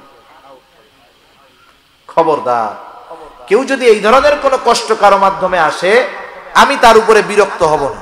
কারণ ছোট বাচ্চা অনেক সময় এসে কষ্ট দিতে পারে, মুরগির বাচ্চা আসতে পারে, ছাগলের বাচ্চা আসতে পারে। কিন্তু আফসোস, বরিশালের এক জায়গায় 2 বছর আগে কি হয়েছে, একটা হাঁস একজনের বাড়ি গেছে। হাঁস কেন আসলো এটা নিয়ে দুজনের মধ্যে গ্যাঞ্জাম, মারামারি লাগছে, একজন জায়গায় মারা গেছে। এখন বলেন, হাঁস যদি বুঝতো লোকটা এত খারাপ, তাহলে হাঁস যাইতো নাকি? যাইতো না। আমাদের পাশের বাড়ি সেই দিন দেখতেছি, এতকাল 2 ফ্যামিলির মধ্যে খুব ভালো সম্পর্ক, একজন একটা গরু পালে, ওই পাশে যায় আর ওই পাশের লোক ধুমসে বিড়ানি দেয়। এবার গ্যাঞ্জাম মধ্যে দিয়ে কঠিন আকারে বেড়া দিয়ে দিয়েছে। অথচ চিন্তা করেন, আপনার বাসায়, আমার বাসায় আল্লাহ না করুক আগুন লেগে যদি যায়, আমার অমক আছে, তমক আছে, আমার ভাই এসপি, আমার ভাই ডিসি, আমি তো গ্রামে থাকি, তারা তো ঢাকা শহর থাকে। এখন আমার প্রতিবেশী আগুন লাগার পরে আমার সাথে সম্পর্ক ভালো নাই, ও প্রতিবেশীদের যে চিন্তা করে, ওর এসপি ডিসি ভাইদেরা তো পাওয়ার দেখায়, আমি বৈশা থাকি আল্লাহর নামে কম্বলের তলে, এসপি ডিসি এসে আগুন নেবা। এসপি ডিসি আসতে আসতে ওই ঘর আর ঘর থাকবে না, ছাই হয়ে যাবে, ঠিক কিনা বলেন? সেজন্য আমি যখন কোনো বিপদে পড়ি, আমার সাহায্যে আমার কোনো আত্মীয় আগে আসতে পারে না, আমার কোনো বন্ধু বান্ধব আসতে পারে না, আমার বড় চাকরিজীবী ভাই বন্ধু আসতে পারে না। আমার বিপদে সর্বপ্রথম আমার প্রতিবেশী চলে আসে আগে। আমি যদি অসুস্থ হয়ে যাই, আমাকে হাসপাতালে নেওয়ার প্রয়োজন, ওই গভীর রাতে আমার আত্মীয় স্বজন ঢাকায়, তারা যাইতে পারে না, কিন্তু আমার প্রতিবেশী আমাকে গাড়িতে করে হসপিটালে নিয়ে যায়। এই জন্য 1 নম্বরে আমি নিজে উত্তম প্রতিবেশী হব। আমি কারো কষ্টের কারণ হব না, কাউকে কষ্ট দিব না। কেউ যদি কোনোভাবে অনাকাঙ্ক্ষিতভাবে কারো দ্বারা যদি কষ্ট পাই, অবশ্যই অবশ্যই আমি তাকে মাফ করে দিব। মুরগি ছাগল আসে, আমরা কষ্ট পাবো না, তাদের প্রতি রাগ হব না, এর দ্বারা লাভ কি হবে? 1 নাম্বার, কষ্ট না দেওয়ার কারণে আমি উত্তম প্রতিবেশী হব। 1 দিন 2 দিন 3 দিন কেউ যদি আমাকে কষ্ট দেয়, আমি যদি একটু সবর করি, এক সময় ওই লোকটা চিন্তা করবে, আহারে আমার প্রতিবেশীকে আমি কত ভাবে কষ্ট দিলাম, কিন্তু আমার প্রতিবেশী কখনো আমাকে কষ্ট দেয় না, প্রতিবাদ করে না। যা হোক, আজকে থেকে তার সাথে আর খারাপ ব্যবহার করা যাবে না, আমার প্রতিবেশীকে আর কষ্ট দেওয়া যাবে না। উত্তম প্রতিবেশী এটা অন্যতম একটা নেয়ামত। হাদিসের মধ্যে আসছে 4টা জিনিস খুব গুরুত্বপূর্ণ, এর মধ্যে একটা হলো উত্তম প্রতিবেশী। প্রত্যেকে আমাদের অভ্যাস হলো আমরা উত্তম প্রতিবেশী চাই, আমরা চাই যে আমার প্রতিবেশী ভালো হোক, কিন্তু আমি ভালো হইতে চাই না। কথা বুঝেন নাই? আমি চাই যে আমার আশেপাশের লোকজন সব ভালো থাকবে, আমার সাথে ভালো ব্যবহার করবে, কিন্তু আমি নিজে করতে রাজি নাই। সেজন্য আমি আগে উত্তম প্রতিবেশী হব, আমি যদি ভালো হই আমার আশেপাশের মানুষেরা ভালো হয়ে যাবে, ঠিক কিনা বলেন? উত্তম প্রতিবেশীর দাম আছে। আব্দুল্লাহ ইবনে মুবারক রাহমাতুল্লাহি আলাইহি, জগৎ বিখ্যাত একজন মুহাদ্দিস আব্দুল্লাহ ইবনে মুবারক। আব্দুল্লাহ ইবনে মুবারকের বাড়ির সাথে একটা জমি বিক্রয় হবে, একজন বেধর্মী জমিটা বিক্রয় করবে, বিজ্ঞাপন লাগায় দিছে এই জমিটা বিক্রয় হইবে, যোগাযোগ করেন। একের পর এক মানুষ এসে তার সাথে জমি কেনার ব্যাপারে কথা বলে, কিন্তু লোক না জমির যেই দাম তার দ্বিগুণ চেয়ে বসে আছে। প্রত্যেকটা জায়গার একটা বাজার মূল্য আছে না? বাজার মূল্য যদি 10 লাখ হয়, আপনি নয় 10,000, 20,000, 1 লাখ বেশি চাইলেন, কিন্তু বাজার মূল্য 10 লাখ, তুমি দ্বিগুণ কেন চাও? এইবার বেধর্মী লোকটা বলতেছে, তোমরা বুঝতে পারো নাই আমার জমির দাম আমি কেন চাইলাম। এক নাম্বার, আমার জমির দাম সাধারণ দাম ঠিক আছে, কিন্তু জমির দাম দ্বিগুণ চাওয়ার কারণ হলো এই জমিটা যে কিনবে সে আব্দুল্লাহ ইবনে মুবারকের প্রতিবেশী হয়ে যাবে, এই জন্য এই জমির দাম আমি দ্বিগুণ চেয়েছি। এবার লোকজন বলতেছে আমারে দাও, আমারে দাও, লটারি শুরু হয়ে গেছে। তাহলে চিন্তা করেন, একজন উত্তম প্রতিবেশী এটা আমাদের জন্য কল্যাণকর জিনিস, আর একজন খারাপ প্রতিবেশী সে আমার জন্য কষ্টের কারণ। আল্লাহ রাসূল সাল্লাল্লাহু আলাইহি ওয়াসাল্লাম এক হাদিসের মধ্যে বলেন, প্রতিবেশীর যেই হকগুলো আছে, প্রতিবেশীর সাথে আন্ডারস্ট্যান্ডিং ভালো রাখতে হবে, সম্পর্ক ভালো রাখতে হবে।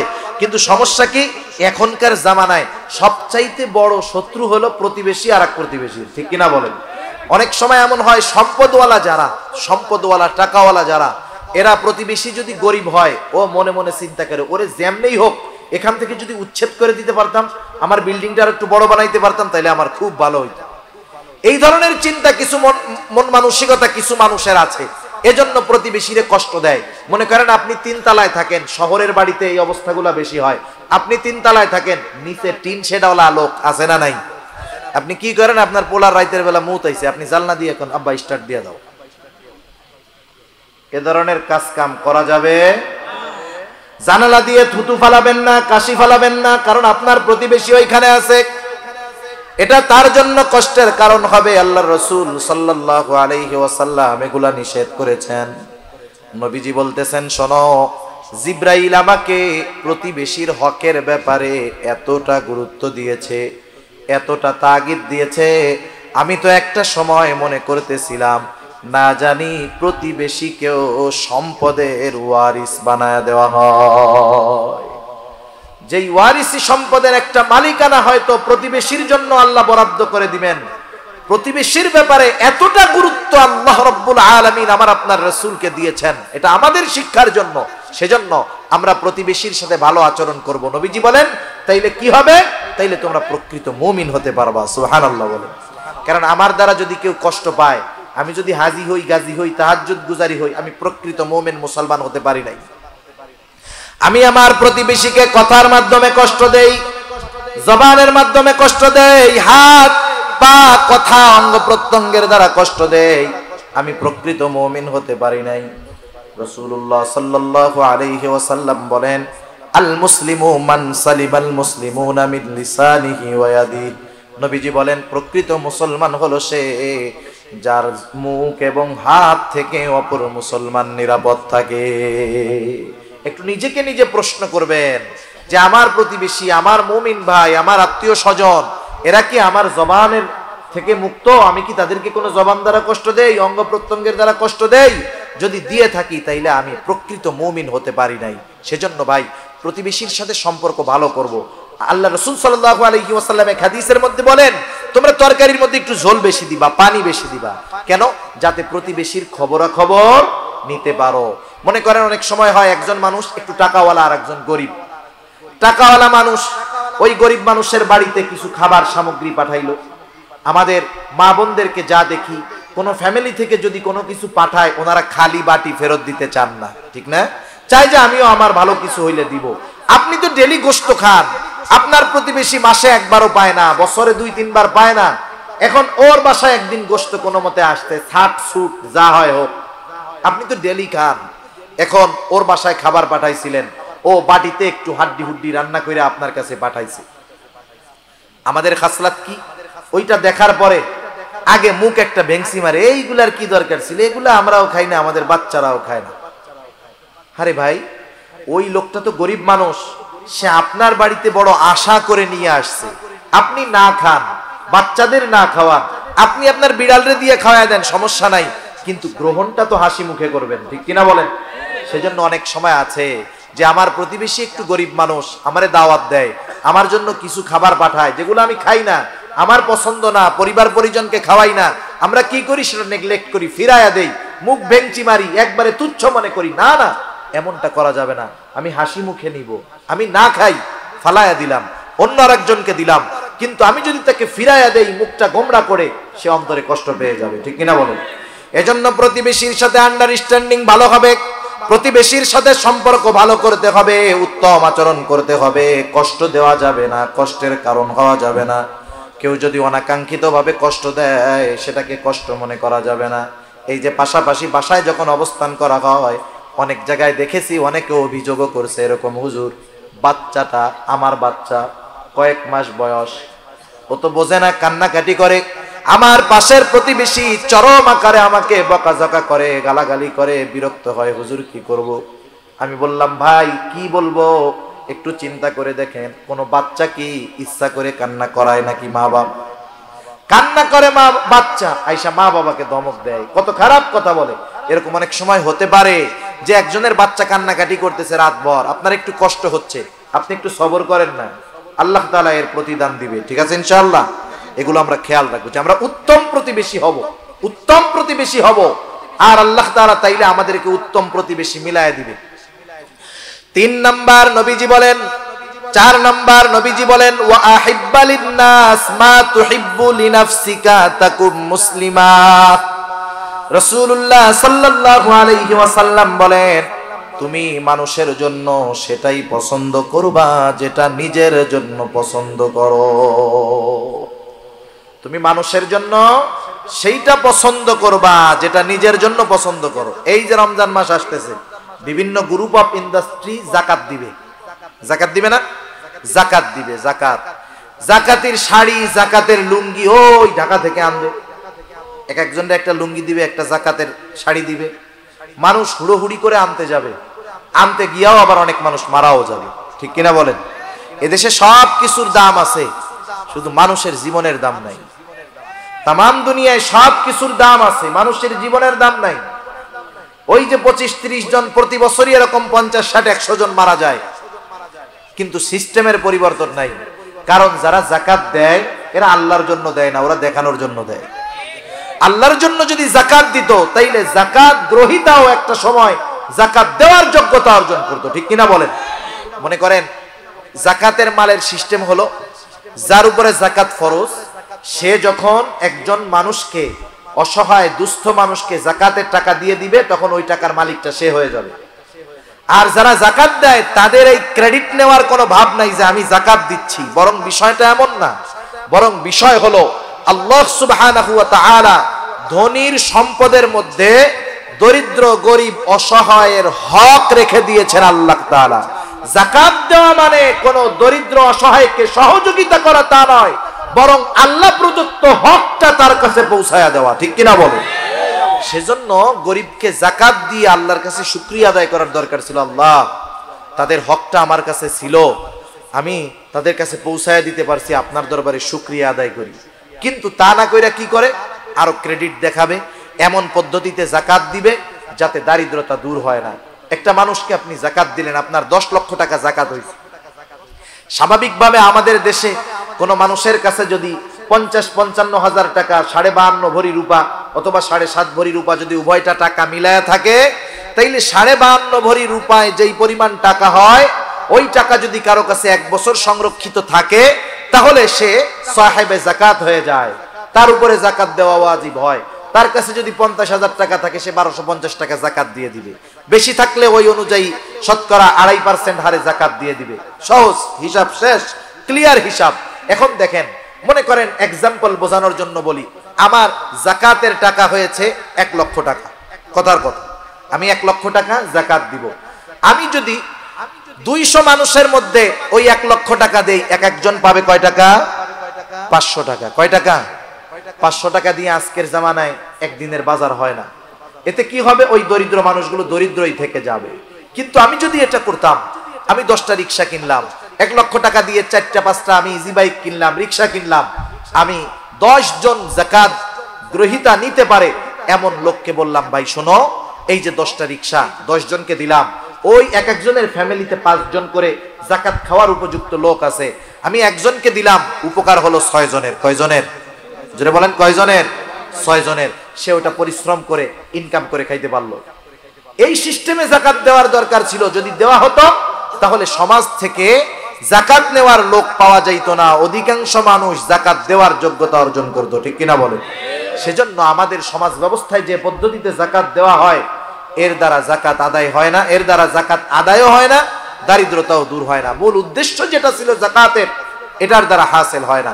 তা যে কথার থেকে গেলাম, যাকাত দিচ্ছ, কাপড় দিচ্ছ, ভালো কথা, কমপক্ষে ওই ধরনের একটা লুঙ্গি দাও যেই ধরনের লুঙ্গি তুমি নিজে পরো। ঠিক কিনা বলেন? ওই ধরনের একটা শাড়ি দাও যেই শাড়ি তুমি তোমার ওয়াইফকে পছন্দ করে কিনে দাও।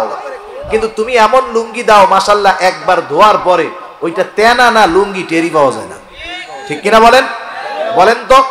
এরকম যদি কাউরে দেয়, সে যদি ওইটা নিয়ে বলে, স্যার এইবারের এই কাপড়টা, যেহেতু দেওয়ার পরে মালিক তো আমি, দেওয়ার পরে মালিক তো ওই যাকাত গ্রহীতা, সে তখন ওইটা কাউরে হাদিয়া দিতে পারবে, কোনো অসুবিধা নেই। সদকার মাল নবী রাসূলগণ খাইতেন না, কিন্তু যখন কাউকে সদকা করা হতো, কারো মালিকানায় যখন চলে যেত, সে যখন মালিক হতো, ও যখন বলতো ইয়া রাসূলুল্লাহ এটা হাদিয়া, তখন আল্লাহ রাসূল খাইতেন, নিতেন। এখন ওইটা তো মালিক হয়ে গেছে, সে গিয়ে যদি বলে যে এখন তো আমি এটার মালিক, এটার হাদিয়া দেওয়ার যোগ্যতা অধিকার আমার আছে, আমি আপনাকে ভালোবাসা এই শাড়িটা আর এই লুঙ্গিটা দিলাম, আপনারা দুইজন পইরেন, বলেন তো পরবে? উল্টা থ্রেট দিয়ে কি বলবে, কত বড় সাহস, আমার যাকাতের শাড়ি লুঙ্গি নিয়ে আবার আমারে হাদিয়া দেয়, কত বড় সাহস। এ ধরনের দান সাদকায় কোনো লাভ নাই। এজন্য নবী বলেন, তুমি অপরকে সেটাই দিবা যেটা তুমি নিজে পছন্দ করো। সুবহানাল্লাহ। এজন্য নবীজি বলেন ওয়া আহিব্বা লিন-নাস মা তুহিব্বু লিনাফসিক, তুমি নিজের জন্য যেটা পছন্দ করো মানুষের জন্য সেটা পছন্দ করবা। তুমি পছন্দ করো মানুষ তোমাকে সালাম দিবে, তাইলে তুমি কি করবা? তুমিও মানুষকে সালাম দিবা। তুমি চাও কেউ তোমাকে কষ্ট না দিক, তাইলে তুমিও মানুষকে কষ্ট দিবা না।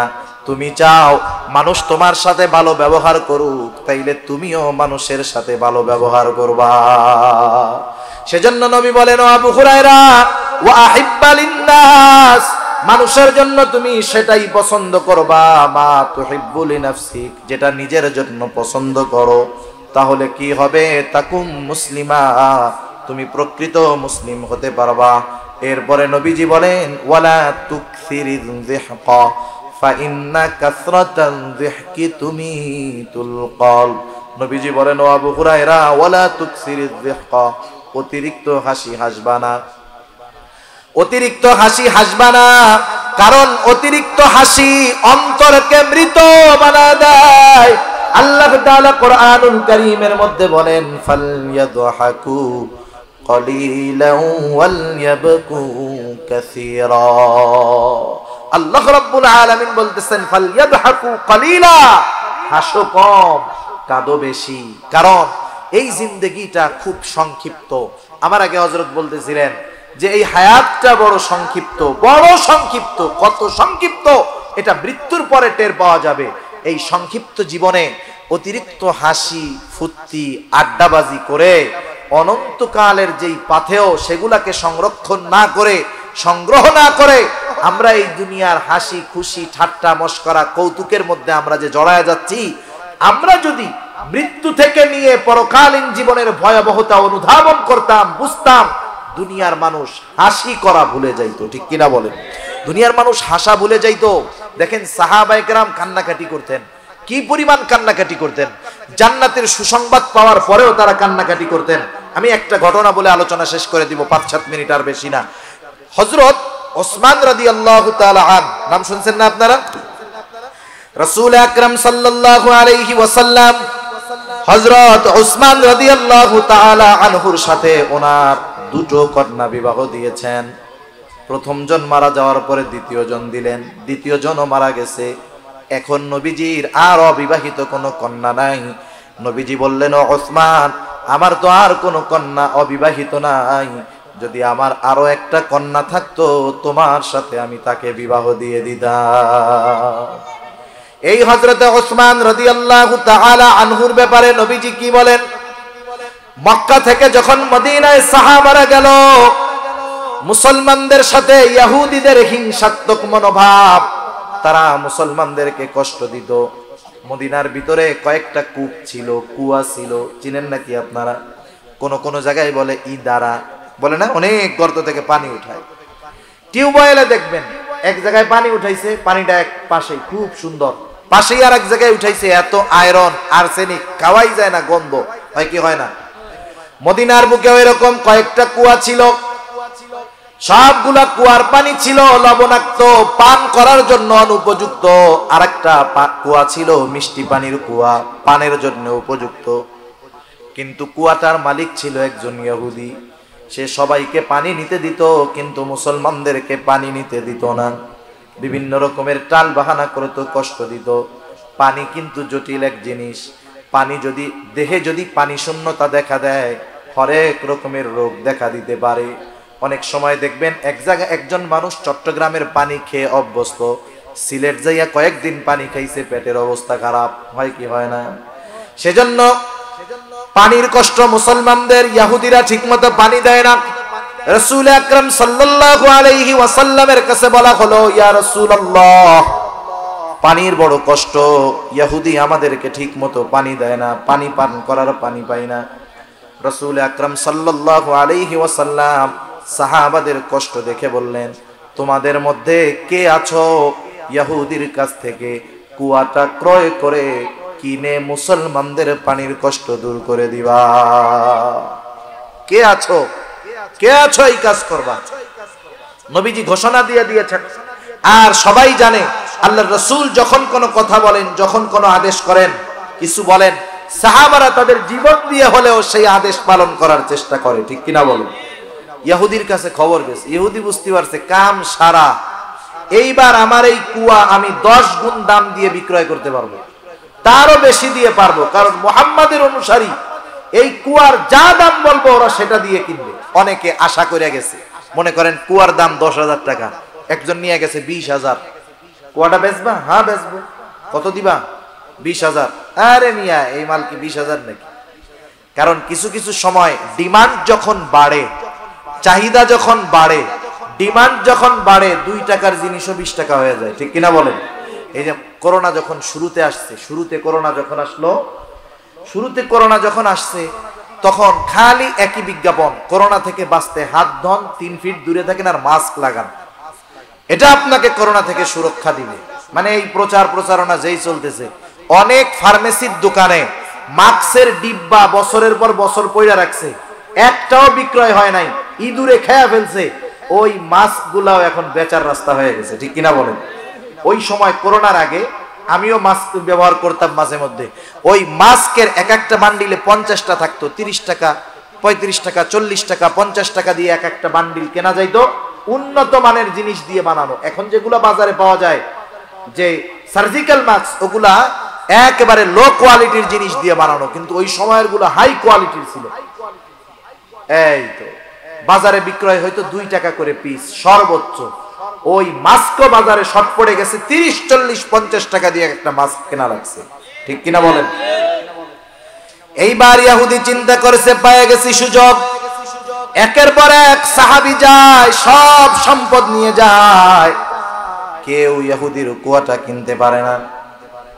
হযরত ওসমান গনি রাদিয়াল্লাহু তাআলা আনহুর কাছে খবর পৌঁছাইল যে আল্লাহর রাসূল এমন কথা বলেছে, আর ইহুদি কুয়ার দাম বেশি চাইতেছে। হযরত ওসমান রাদিয়াল্লাহু তাআলা আনহু চলে গেল ইহুদির কাছে, গিয়ে বলে, ও ইহুদি, তুমি তোমার কুয়ার দাম কত চাও? ইহুদি বলে, কত দিবা? হযরত ওসমান রাদিয়াল্লাহু তাআলা আনহু বলে, আমি কত দিব তা নয়, তুমি যত চাইবা তত দিয়ে তোমার কুয়া আমি কিনে নিব। তোমার ব্ল্যাঙ্ক চেক দেওয়া হইল, তুমি সংখ্যা বসায় দাও, কত চাও? একবারে বহুগুণ দাম দিয়ে, অনেক বেশি দাম দিয়ে হযরত ওসমান রাদিয়াল্লাহু তাআলা আনহু ইহুদির কাছ থেকে কুয়াটা কিনে মুসলমানদের জন্য ওয়াকফ করে দিয়েছে। মালিকানাও রাখে নাই, দিয়ে দিছে মুসলমানরা ব্যবহার করবে, সবার জন্য ওপেন, সবাই ব্যবহার করবে। রাসূলুল্লাহ সাল্লাল্লাহু আলাইহি ওয়াসাল্লামের কাছে খবর পৌঁছাইল, ইয়া রাসূলুল্লাহ, মুসলমানদের পানির কষ্ট দূর হয়ে গেছে। কেমন করে দূর হলো? একজন বলল, ইয়া রাসূলুল্লাহ, আপনার জামাতা ওসমান রাদিয়াল্লাহু তাআলা আন ইহুদির কাছ থেকে বহু দামে কুয়া কিনে আমাদের জন্য ওপেন করে দিয়েছে, ওয়াকফ করে দিয়েছে, আমাদের পানির কষ্ট দূর হয়ে গেছে। রাসূল সাল্লাল্লাহু আলাইহি ওয়াসাল্লাম বলতেছে, তোমরা শোনো, ওসমান ইহুদির কাছ থেকে কুয়া কিনে নাই, ওসমান আল্লাহ তাআলার কাছ থেকে জান্নাত কিনে নিয়েছে। এই রকম ঘোষণা যেই মানুষগুলার ব্যাপার, এই মানুষগুলাও কান্না করতো। হযরত ওসমান রাদিয়াল্লাহু তাআলা আনহু কান্না করতেন, কবর দেখলেই কান্না করতেন। জিজ্ঞাসা করা হতো, ও ওসমান, আল্লাহর নবী আপনার ব্যাপারে এমন ঘোষণা দিয়েছে, আপনি জান্নাতি, জান্নাত ক্রয় করে নিয়েছেন, আপনি কেন কান্না করেন কবরের ভয়? হযরত ওসমান রাদিয়াল্লাহু তাআলা আনহু বলতেন, শোনো, নবীজি আমাকে জান্নাতের নিশ্চয়তা দিয়েছেন, ঠিক আছে, কিন্তু এই কবরে আমার মধ্যে আমার সাথে কেমন আচরণ করা হবে এই ব্যাপারে কোনো নিশ্চয়তা নবী আমাকে দেন নাই। সেজন্য এই মানুষগুলাও দেখেন মৃত্যুর ভয়ে, কবরের ভয়ে চিন্তিত ছিল। কিন্তু আজকে আমাদের কি হলো? কেমন উদাসীনতা আমাদেরকে পেয়ে বসলো। অট্ট হাসি, ঠাট্টা, মশকরা, এমনি তো চলে কৌতুক, মোবাইলে আছে, টেলিভিশনে আছে, আবার এখন আমরা হাসি কৌতুকের জন্য মাঝে মাঝে হুজুরও দাওয়াত করি, আছে না নাই? আরে এই হুজুরের ওয়াজ চলে, হুজুর বেটা হাসাইতেই পারে নাই। হাসি কৌতুক, মিথ্যা কথা বলে হাসাবে, একটু মজা করাবে, এই ধরনের হুজুর দাওয়াত দিয়ে আমরা হাসার জন্য হুজুর আনি, অনেকে আনেন অনেক জায়গায়। এগুলা যারা ওই ধরনের আয়োজন করে ওরাও খেয়ানতকারী, যারা আমার মতো এখানে এসে বসে মানুষদের মনোরঞ্জন করার জন্য মিথ্যা বলে, কৌতুক বলে হাসায়, ওরাও আমানতের খেয়ানতকারী, ঠিক কিনা বলেন? সেজন্য নিজের জীবনের কথা চিন্তা করেন। আজকে মৃত্যুবরণ করেন, রাতে মারা যান, এত সুন্দর বাড়ি গাড়ি রেখে গেছেন, এই রাতটাও আপনাকে আপনার পরিবার ঘরে থাকতে দিবে না। সাথে সাথে ফোন দিয়া মুয়াজ্জিন সাহেব, ইমাম সাহেবরে বলবে যে, আরে ভাই তাড়াতাড়ি আসেন, গোসল করাবেন সকালে, কিন্তু এখনই বাইর করে রাখেন, পোলাপান ঘুমাইতে পারতেছে না। এটাই জীবন, এটাই বাস্তবতা, ঠিক কিনা বলে? তাহলে এই জীবনে এত হেসে, এত হাসি ঠাট্টা করে কেন আমরা জীবনের সময়গুলো নষ্ট করতেছি? কেন অন্তরটাকে মৃত বানায় ফেলতেছি? আমরা হাস্যরস আছে, এটার মধ্যে সীমাবদ্ধতা আছে। আল্লাহ রাসূল সাল্লাল্লাহু আলাইহি ওয়াসাল্লাম হেসেছেন। আপনি মিথ্যা বলে কাউকে হাসানো, এটা শরীয়তে বৈধ নয়।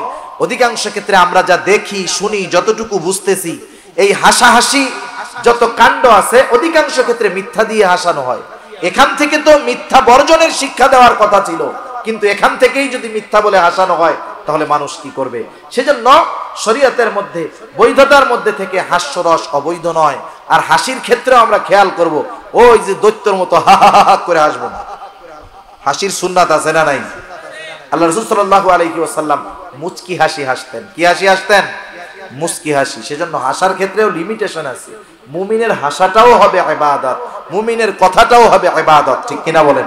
সেজন্য আমরা আমাদের বিষয়গুলো খেয়াল রাখবো, অতিরঞ্জিত হাসাহাসি করব না।